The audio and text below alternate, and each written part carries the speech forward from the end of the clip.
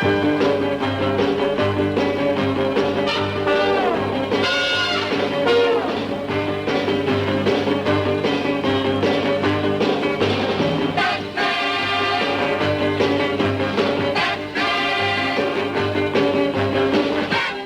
no prizes for guessing what I'm reviewing today. It's Batman. And despite my rather meager collection of Batman books and my absolute non-desire to see this, I do love me some Batman. He's not my favorite comic book character by any means, but he is pretty awesome, and I do love reading Batman books, especially the ones that are more concerned with investigative stuff than they are with him just punching people. But when you do want to just punch people and you want to do something with Batman, the Batman miniatures game, it's a good option, especially if you're a gamer. So yeah, this game comes to us from Knight Models, who are a Spanish company, and it's phenomenal, guys. So first, as usual, let's talk about this book, because it is amazing. I mean, it's a nice, solid, hardcover book. The front is all, like, embellished, and it feels good to hold in your hands. And there's tons of full color photography of the models and tons of art from different Batman things. I mean, there's stuff from comics, there's stuff from movies, there's stuff from video games. It really kind of covers the whole spectrum. And you get a lot in this book. You get all the rules for the game. You even get fluff of all things. By the way, did anybody else know that Gotham's apparently in New Jersey of all places? But there is one key thing missing from this book, and it kind of kills me because this is a $60 book, and clocking in as it does is under 200 pages. I really feel like the big thing missing from this is model stats and telling us who can work with what gang. I mean, there's 16 gangs in here, and other than some of the obvious ones, you can't tell who works with what. Although good on them for having pictures of all the models that were out at the time of the book's release, still, I feel like that's the one thing really missing from the book, and having that in there would have made it feel more complete. Still a good book, but $60 is a little steep for it, I'll admit. So how is the game?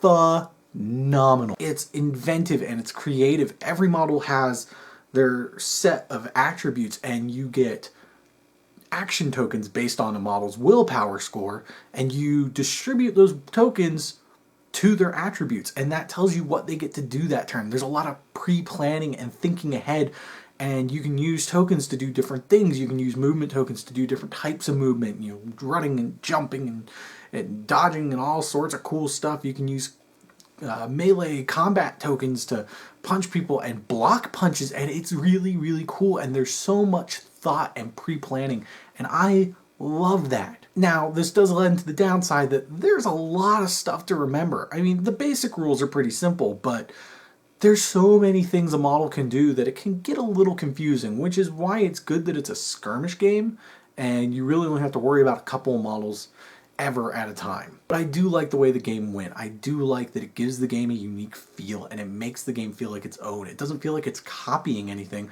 or trying to be something else with Batman skinned on top of it. It is Batman, and it feels like Batman because of little touches. One such little touch is that it's always nighttime when you're playing, so models can't see more than 30 centimeters, yeah, it's all metric, away from them at any given time.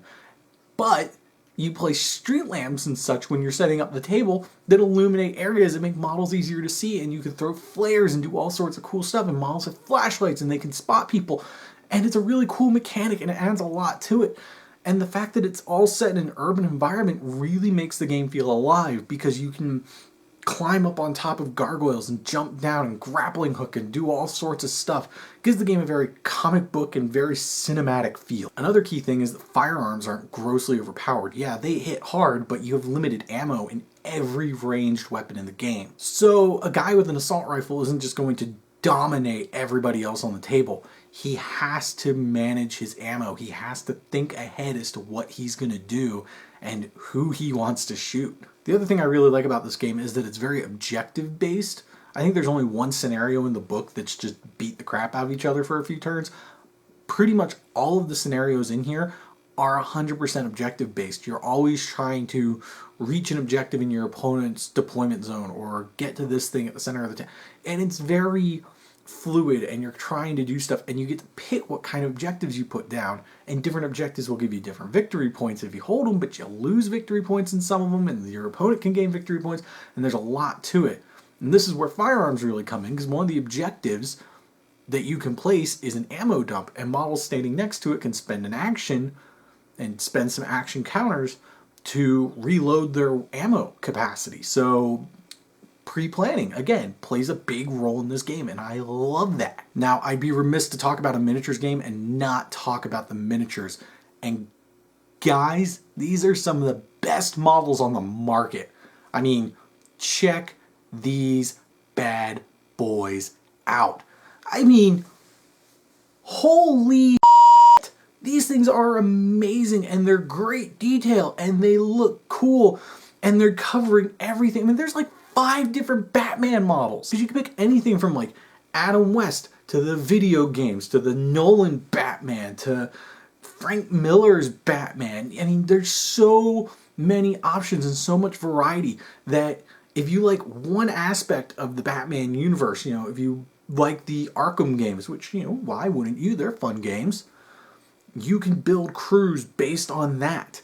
And I think it's cool they've mixed in characters that aren't necessarily Batman characters, and you could play as Green Arrow running a gang. It's kind of neat. I also like they put in the Gotham Police Department as a playable faction, because that means it's not all like superheroes and supervillains. You've got regular Joe Schmo cop man and Jim Gordon just running around hitting people with nightsticks. But seriously, these models are beautiful. They're a bit pricey, but such is the life of a skirmish game.